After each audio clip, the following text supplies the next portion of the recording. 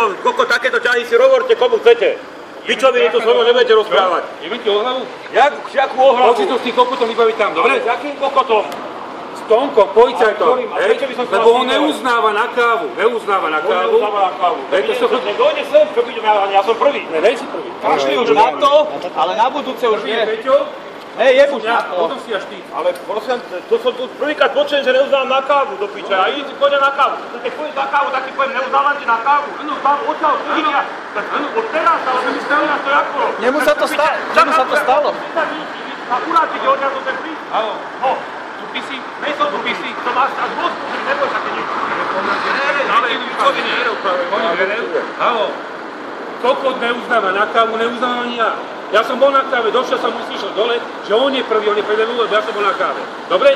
Tak prečo som vám, ja keby to dopadlo? Ale kvôli nejakému onemu, že neuznáva na kávu, tak ja nebudem, ja uznávam na kávu. Ja neuznávam. Ak neuznávam, tak neuznávam. Ale to je kokočina. Ne, nejsi prvý. Ale by som nebol prvý do piče. No nejsi prvý. Dobre? Nejsi prvý. Jakže som není prvý, No, som, a som prvý. No nejsi. Prečo by som nemal byť prvý do piče? Postav sa na hlavu a nejsi. Ty sa postav na kokot. Na čo? Jak je bulharský?